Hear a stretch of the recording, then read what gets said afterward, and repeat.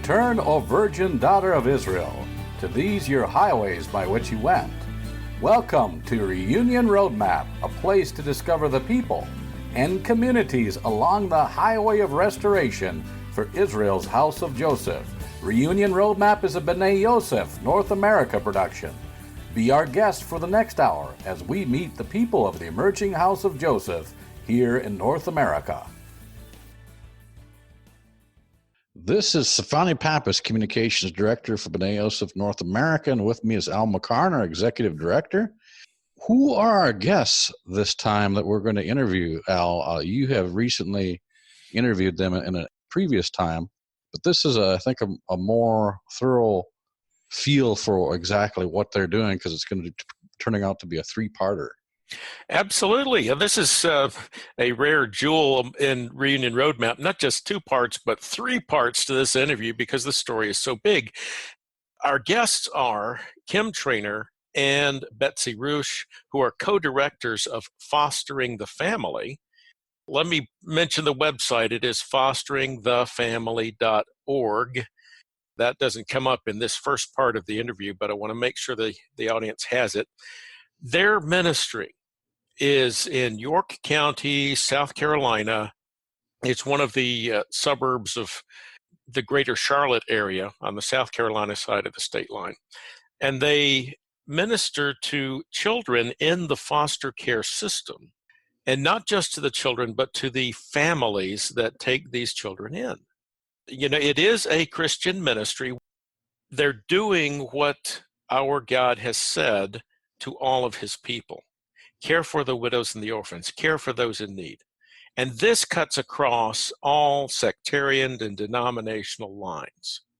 Now, Betsy and Kim understand the importance of the Torah, and they understand our walk as Hebraic followers of Yeshua and appreciate it, which is why they have partnered with the congregation that my wife and I are now members of.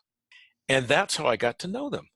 In fact, our congregational leaders have just taken in foster children in York County, South Carolina, and the whole congregation now will be coming around, thanks to the work of Fostering the Family, to care for these children and give them the best possible opportunity to experience godly love in the name of our Messiah, Yeshua. And during this interview, they'll talk about that this is a ministry toward the orphan. They explain that. Yes, it is. Yeah. These children do have biological parents still alive, at least one, but for all intents and purposes, they are orphans at that point of being in the system because the state has found reason to remove them from their homes. So if God's people don't care for them, who will?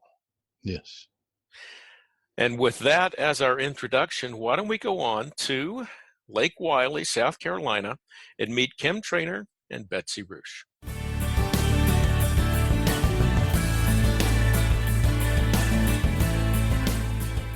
Welcome to another interview segment of Reunion Roadmap. This is Al McCarn, and today we are going to Lake Wiley, South Carolina, to meet Kim Trainer and Betsy Ruch. Welcome, ladies, to Reunion Roadmap. Thank you. It's good to be here. Yes, thank you. Now, we have invited you on the show to talk to us about a calling, and I guess that's the best way to say it, a calling that you and your families have to minister to foster families. And your ministry is called Fostering the Family. In fact, that's really easy to figure out. But the first thing that I guess we should ask is if you could tell us a little bit about yourselves, what you do, tell us about your families, and then let's hear about how Fostering the Family happened and what you do. So, Kim, I'm going to start with you. Tell us a little bit about yourself. All right. Well, I am 49 years old. I'm not ashamed of that. I'll be 50 this year, which is a pretty critical thing, when you're looking at lineage and age and stuff. I have 5 children, been married to my husband, Tony, for 27 years. We have Joshua, 24, Molly, who's 22, John Mark, that's 20, Mandy, is 18, and Millie, that's 12. They're all fixing to hit birthdays, and have had a call to just be a mom for the last 24 years. And as my children have been leaving the nest, just started thinking about, Lord, what is the next thing you have for me in my life? And as we have been, we've always been philanthropic, mission oriented kind of family. But as, things have progressed, and as you just start asking some questions, you just know that the Lord's not done with you just because you're fixing to turn 50 or 70 or whatever that age is. And so I began praying, Lord, what's the next thing? And a couple of years ago, he revealed to me that, children is where your heart's been for 24 years, and children where is going to be where it continues to be. So when I heard about the crisis in foster care in America, and of course, we know there's a crisis all over the world with sex trafficking and, hearing about the horrible things that happen to AIDS victims and their families. But when I started hearing about it being closer to home, it really started resonating with me. And we live in South Carolina. And when I heard about there was a crisis in foster care and families, just good families to take care of them, I just started thinking, oh, Lord, where can I begin? What can I do? And this is the path that God has laid out for me. It hasn't actually been to foster, although, I've looked into that. But my quiver for me and my bandwidth has been full. And this is just the next thing that God has for us. He has rolled out a lot of contacts and a lot of, the next step, so to speak, and fostering the family. We've been getting it up and rolling. We've been networking with wonderful, wonderful Christian people in Georgia that have mentored us. And now we're unrolling a campaign called Live the Promise in South Carolina to help the foster crisis and adoption. That is awesome. And you have just spoken a mouthful, Kim, in just a couple of minutes. And I want to go back there and talk about this ministry you're unfolding. But let's turn to Betsy. And what's your story, Betsy? Well, Kim and I are neighbors, and we met and discovered that we were like-minded in that we realized that being the church isn't a place you go. It's more of an identity in who you are. And as a follower of Christ, that means so much more than simply attending a place and looking good for a couple hours on a Sunday morning. And each of us felt called to serve in some way. And becoming aware, we want people to not be able to unsee that there are thousands of children in South Carolina that are in foster care. We want people to see who they are and what's going on with them and how they can be a part of this, really the next generation of people that, you and I are going to be, they're going to be paying taxes so we can have Social Security, right? Or hopefully. And so my husband and I felt called to foster. So for a 9-month process to get that done, it's better now, but 3 years ago when we started doing it, that's how long it took. And we lasted 4 whole months. We were not supported. We were not trained as properly as we could have. And the system just doesn't lend itself to creating a successful enterprise known as foster parenting. And when we heard about what Live the Promise does in Georgia, I realized that I might still be fostering if we had this organization surrounding my husband and I, that we might, because we felt totally called just as much as any foster family did. But if we had that kind of support, that village that they say it takes to raise a child, that we might still be doing it. And so when we heard about how 1 year and out is really what's happening to most foster families throughout the country, that there was a solution for it where most families are still fostering after 2 years in Georgia that have been part of the Live the Promise campaign. We wanted to adopt that here in South Carolina. So my husband and I have been married 40 years this year. Not sure how that's possible, but it is what it is. And we have 2 grown kids, but we know that God's heart is for orphans and widows and for the most vulnerable. And we want to be right where God's heart is. So you had children already out of the house on their own before you and your husband decided to become foster parents yourselves? Yes. Okay. And let me ask this again. You went 9 months through this program to get you and your home ready to receive foster children. Right. 4 months later, you were done. Yes. That's not cost effective. Exactly. It is a very poor way to spend tax dollars, is it not? Absolutely. Now, is this a York County, South Carolina phenomenon, or is that common in many places? I would love to tell you that it was rare and unusual, and that for some reason we had background check hiccups or something, and that's why it took so long. But mostly it was simply the way the program was administered at the time. Now they have a mandate, fortunately, because smart people got on the stick, where it's within 3 months that parents are licensed to become foster parents. Still a long way to go into making the process more efficient and the training more effective, but they have made some strides in getting people licensed faster. Okay, so the two of you being neighbors, you got this call. Now, did it hit you both at the same time, or did one of you get it first? Pretty much. Well, I was in a meeting with some county sheriffs and actually with the sheriff department. And I asked them, being concerned about our community, children, and just asked them the question, what's the most pressing need in York County, South Carolina? And without hesitating, he said foster care.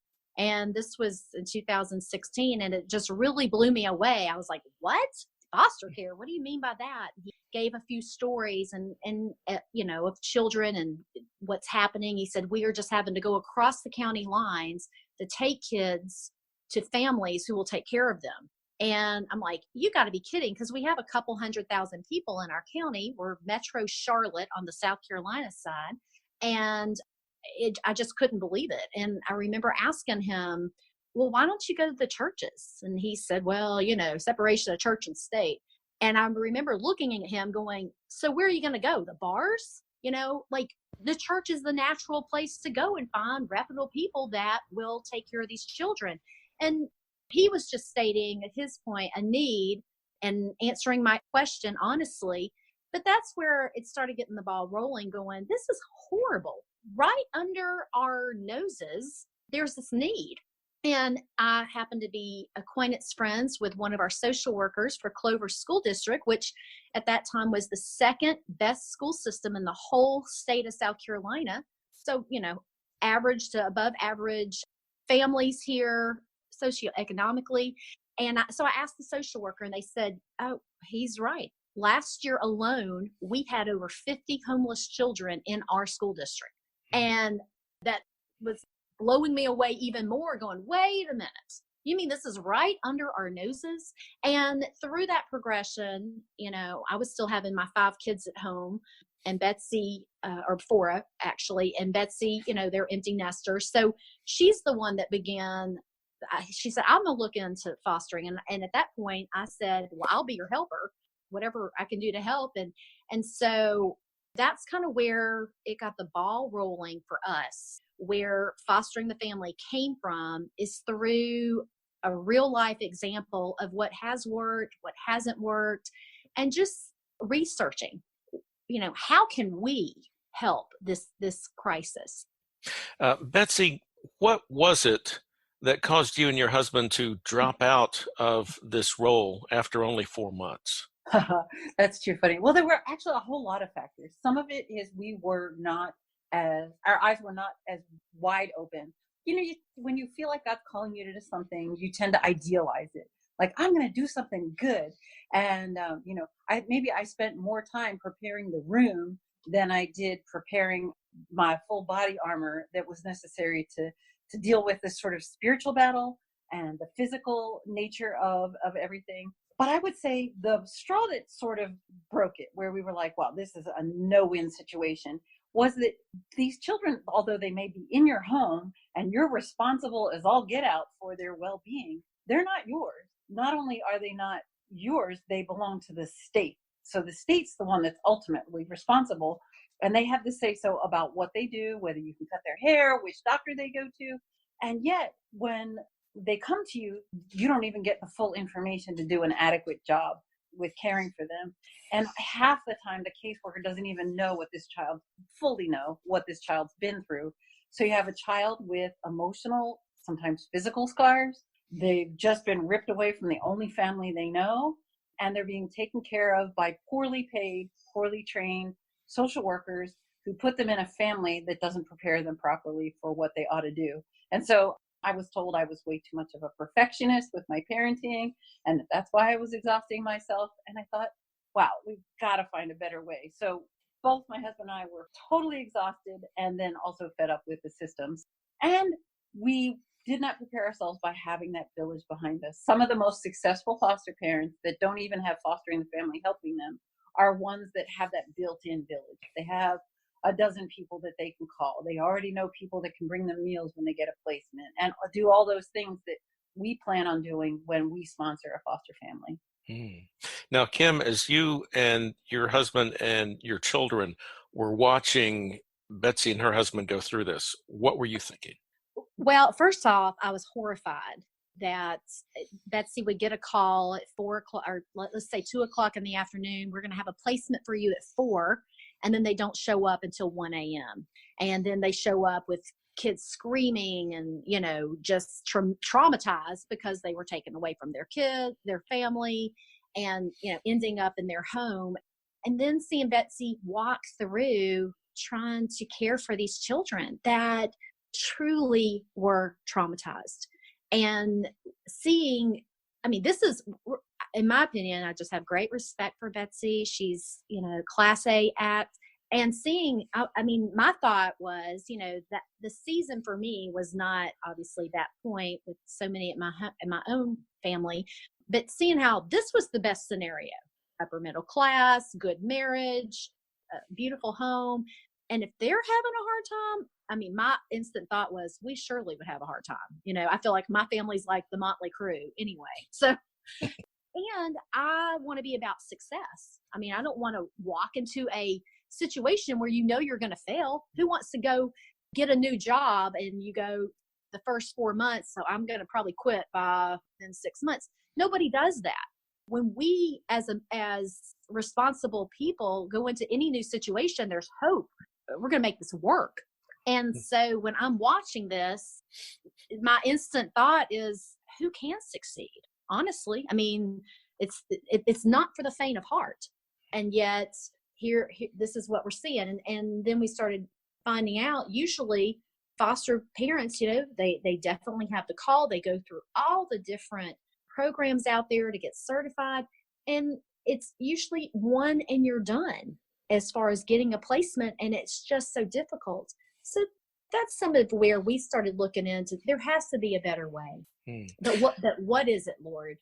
That's the first question and prayer we were asking a few years ago. So what answer did you receive as to what's the better way? Well, sometimes I think we make God super complicated and in his ways, and sometimes they're really simple. So what happened was, my husband and I, he used to be in youth ministry, and, of course, saw many people come to know the Lord in the 2000s and the 90s, come to know the Lord. And one of those people, her name was Angela. And we stopped by her house in Atlanta one Christmas a couple of years ago. And we knew she had a foster child, and she had 3 of her own, and of course married. And we just said, hey, we want to come see you. And she's such a happy-go-lucky person. She's like, absolutely, come on by. And so we just dropped in and started watching her life. We saw baby Jay, and she was a precious little 1-year-old, and seeing their family, how they work together. And finally I just looked at her and said, so how's it been? And she said, it's been great. It's really been good. And I'm like, well, tell me more, knowing what Betsy had just been through. And she said, well, we have a great support system. We have meals that come once a week. We have babysitting. As our family, if we need to get away, we have another family that does respite care.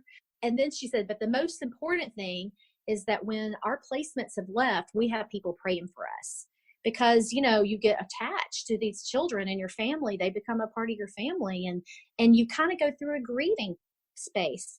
And I'm like, what in the world? What are you talking about? Like, is this an organization? Is this a church? Like, is this all your neighbors coming together? And she said, this is a campaign called Live the Promise that's in several different churches. and they get care communities around foster families. And I said, this is so wonderful. This is the church being the church, because not everybody's called to foster. You know, some might be called to make a meal and somebody else babysit and somebody else pray. And so I called the president of the organization, knowing that it was a long shot, that he probably wouldn't talk to just a lady in South Carolina. And he actually called me back. And this is what he said to me: anything we can do to help South Carolina and help what you guys are already doing, we're here to support you. And I really almost fell on the floor, because sometimes, and this isn't all the time, but sometimes nonprofits and churches can be a little territorial and not really want to share. They might say it, but they, for whatever reason, don't. And so I came back to Betsy. I said, Betsy, I think this might be something we really need to look into. And at that point, we didn't have Fostering the Family. And that's where it started with Andy Cook, who's the president of Promise 686 in Georgia, saying, how can we help? We're available to you. And so that's where it started.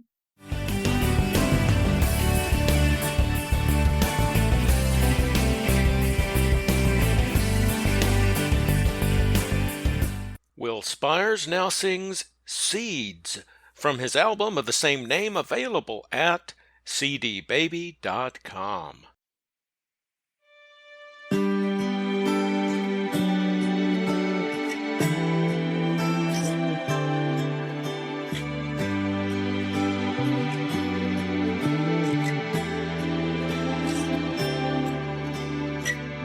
We're dreaming big, we're making plans, but sometimes the dream won't wake and the ship won't come in, and we think, why?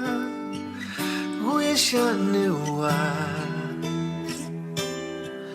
There's a cherry tree in my yard, outside my door. Pink petals stretched toward the sun, oh, blowing the storm, and I think, why? Wish I knew why. Control is out of our hands. The more I choose to get low, the more I understand. What if seeds refuse to die? There'd be no fruit to flower. The bees all would die, the birds would live on the ground. The sky would blister, and we would be apart, because the seed chose to obey. Its death brings life to all. And I ask why, yes I ask why. It is love, that is why, it is why. Let the rain fall down, let the rain fall down. Lord, please faithfully plant me, and I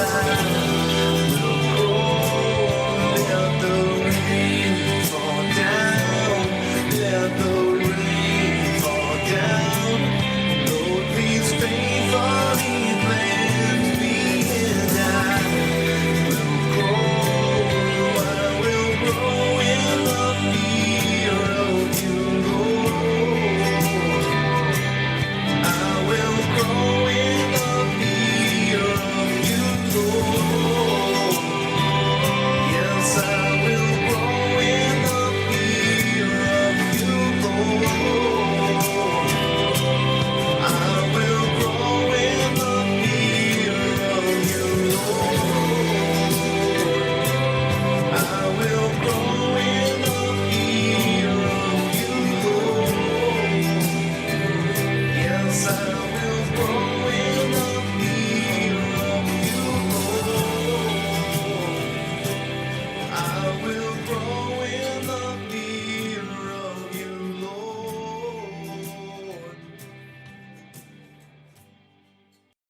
Shalom, everyone, and welcome to the midrash portion of Reunion Roadmap, a production of B'nai Yosef North America. And this is David Jones with you today, and Barry Phillips is here with us today. Shalom, Barry. Shalom, David. You looking forward to traveling soon? I do have a little bit of a trip planned in the middle of this coming month. Be heading back to the land of inheritance, going home, land of promise, and hopefully walking through what will be kingdom familiar territory. So looking forward to that. Just a couple of weeks. Well, be sure to say a prayer at home for me while you're there. You know, it's always something special about going back home. Yeah. On this, I want to talk about things, a big issue in the land. In the land, agriculture is huge, especially in the desert, right? Yes. And who does agriculture better than Israel? No one. No one. I mean, they've made some amazing progress with some things that are there and relatively short amount of time, honestly, if you be honest about it. Right. And I have a friend who grows tomatoes. He has everything's hydroponic, and he got seeds from Israel from a company over there and some tomatoes. And I got to tell you, man, they're better than a lot of the ones that I've seen over here. And only two things money can't buy. That's true love and a homegrown tomato. And sometimes they do go together, don't they? Yeah. And so that's it. And so it was really good. And I started thinking about that, seeds of home, seeds that are being planted. And then I kind of started thinking, you reap what you sow. And so all of these are kind of going together. And so I want to talk just for a few minutes about sowing seeds and reaping life. What kind of seeds are we sowing into the lives of those around us, and what kind of seeds are we allowing to be sowed into our life, and how do we discern what we are to take in? So there's a few things here we can get hopefully in just a short amount of time we got, but I want to start with this. Our words carry weight. The things that we say are more than just words. How many people today are still wounded from things that were said when they were a child? And our words carry weight. And when we're mindful of the things that we say, we understand that the words that we're speaking are not just idle words. We're actually sowing things into others around us. We are sowing words. And by sowing, S-O-W, like planting. We are sowing seeds. And I'm thinking the word for send is also the same word that can be used for sow. Like the word is shalach. But Yeshua's Talmidim, the apostles, were called shaliach, ones that were sent. Yes. Yeah. And so we need to understand that the words that we say carry weight, and they are being sent forth to do something. Just like Yahweh at the beginning, when he spoke, he said his word will do what he sends it out to do. That's interesting, David. And as you're describing that, first thing that came to my mind was the difference between heirloom and hybrid seed. An heirloom seed follows the law established in Bereshit 1, Genesis 1, where the seed that is in the fruit should reproduce that same fruit.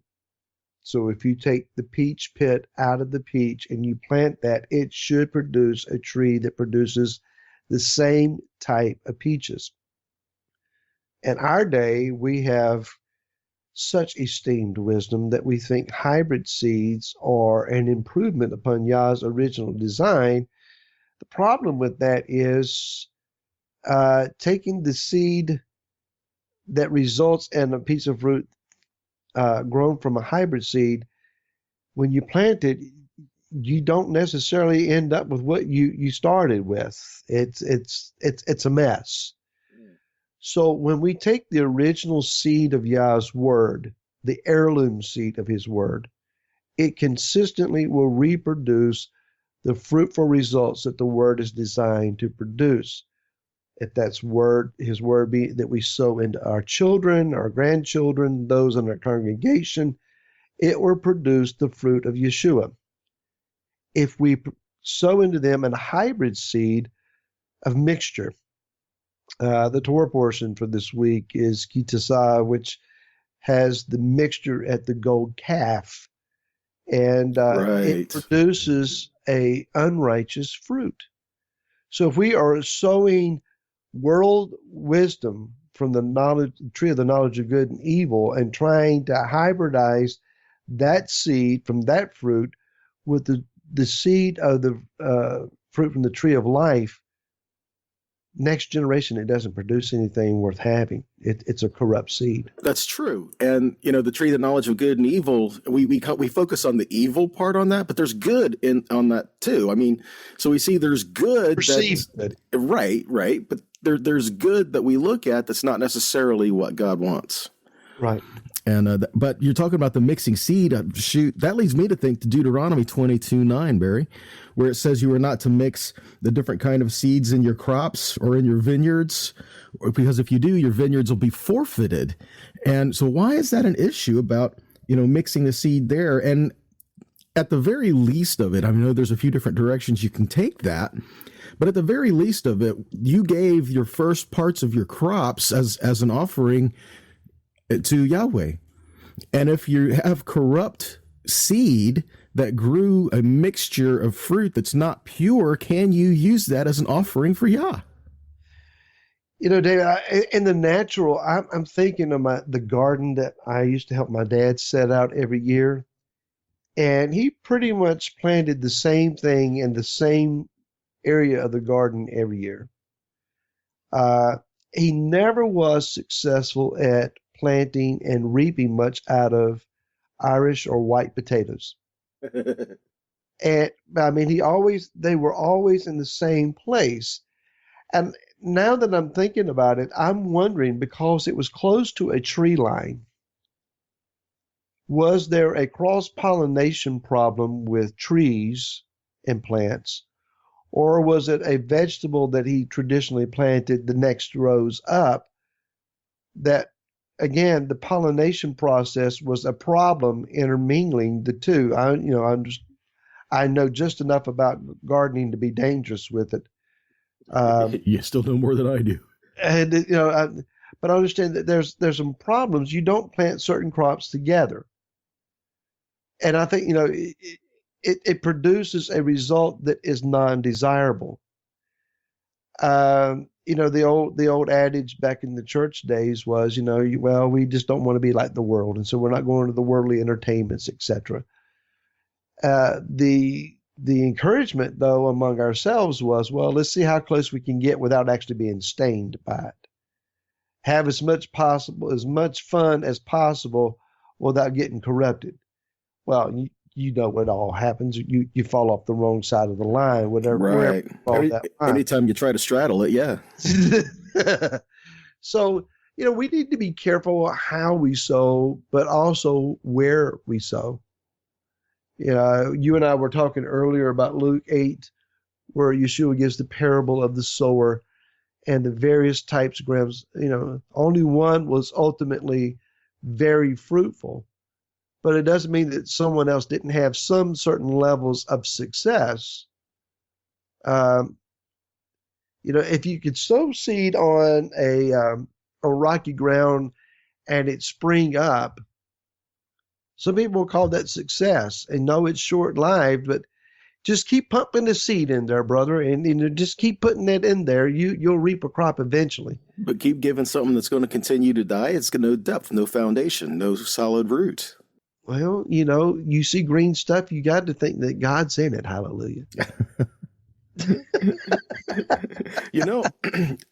In that portion, the Luke 8, and we have the different areas, and we're looking in good ground and good seed is what we're looking at. But if we go a little further down, after that, Luke 8, verses 17 and 18, and he says, because nothing that is a secret that won't be made manifest, neither anything hid that won't be known and come abroad.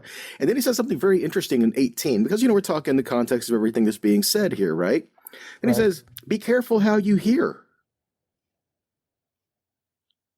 Wow, I hadn't seen that before. Well, I've seen it, but it's like I've never seen that before. That's interesting. And that kind of struck me. It says, be careful how you hear, because how you hear will affect how you've received that seed. So what you are hearing will also affect that seed growing in you. And so be careful how you hear. And I relate this to a couple different things. One, yes, the things that you listen to, the things that you allow to be spoken around you, and the things that are going there. But at the same time, how we shema is important. And not the hearing and walking it out and the doing that. And the things that we hear, what if we allow bad seed to be sown into our lives? I mean, now we're kind of looking at the parable of the wheat and the tares, right? Well, we are. As you're saying that, David, I'm thinking there are those that would take it to the grossly obvious of listening to wrong entertainment and so on. But what about words that sound right but are not right? Words that are corrupt that come out of a perceived righteous mouth. Gossip immediately comes to mind. Leading words to try to bring questioning and doubt, and the things that get that first thing that comes to my mind is, did God really say? Kind of a thing. And Torah arguments.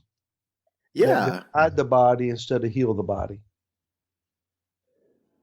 These things are cause divisiveness, and they don't produce good fruit. Even though, let's face it, I mean, even if we're right, but it produces bad fruit, I don't think that's a road we want to go down. Well, Rav Shul said, don't be mocked. Yeah, it's not mocked. You will reap what you sow. Now, you have to sow in order to reap. So there is a positive there. There's also a balance of a negative. What you sow is also what you're going to reap. So, we may feel like, this has been fun sowing my seed out here, my words, my opinions, my version of truth. You will reap that. How do people live, and what character do they carry if they follow your dogma and doctrine? That can be a scary thing. That's a very good question. I had someone put it to me this way once: what if everybody in your community was just like you? That's a sobering thought, isn't it? But I kind of like the idea of be careful of how you're hearing what you're receiving in, because I think that does relate to the wheat and the tares. We can allow both of these to grow in our life. And sometimes we get things down so deep inside of us, things that have been there for so long, maybe from childhood, things that we've just got ingrained, ways of thinking, ways of doing things, and it's grown and it's produced bad fruit. At the same time, we're trying to put good fruit in there. And in the parable of the wheat and the tares, the workers came to the owner and said, do you want us to go tear them all out? And he says, no, wait till the end of the harvest. Wait till the harvest time, and then we'll cut down all the tares first, and then we'll gather them together, throw them in the fire, and then we'll gather the wheat into the barn. So actually, you do want to be left behind. Yeah, I would think so. I would think so. Just had to throw that in there. I'm sorry. But the darnel, the chaff and the wheat look so similar in the early stages. It is the wheat with the fruit or the germ that bends over in humility, while that which is fruitless stands arrogantly straight up. So that's how they are able to tell the difference at the time of harvest. So we need to be able to discern that by the fruit, right? By the fruit. So, and that's what I think the point of this midrash really is. We need to look at the fruit of a person, and sometimes fruit takes time. And that it does. So we need to look at the fruit that's involved there, and just give each other time to grow. And we also need time for pruning too. And so we need to learn to work together and all of that, and bless the Father in the midst of it, not by divisiveness and arguing. Well, Barry, we're just about out of time here. So any final thoughts? And if you want to let the people know how they can contact us? You can reach us at Reunion Roadmap at B'naiYosefNA.com. Thank you for your questions and comments. Shalom, everybody.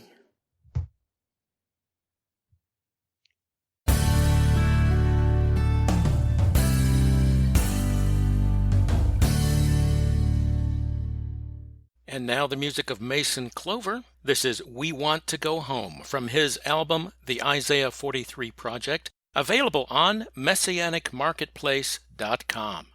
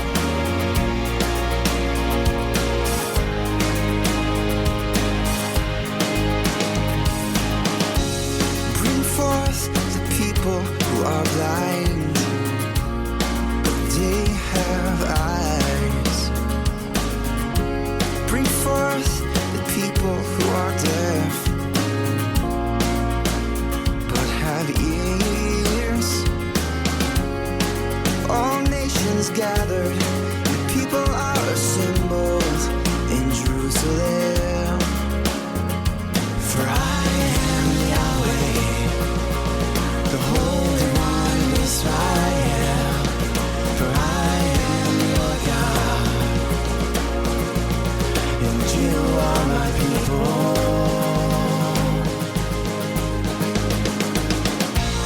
Will you call our names and gather us?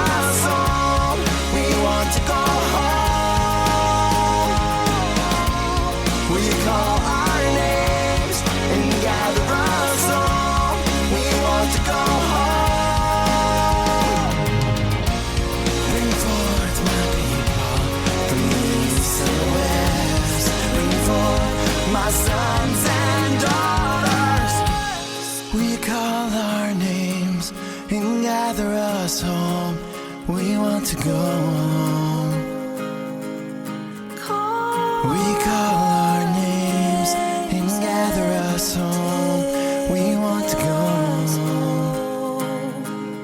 home. We call our names and gather us home. We want to go home.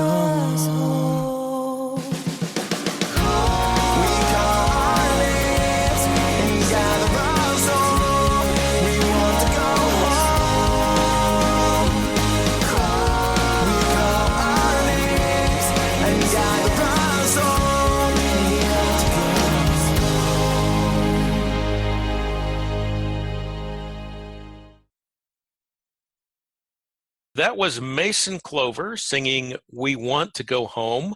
Before that, you heard Will Spires singing Seeds.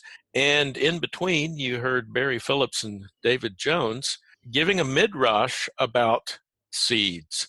Stefania, there's some kind of tie-in here with this music, with what our elders brought to us, and with what Kim and Betsy were talking about. What would you say is the overall theme?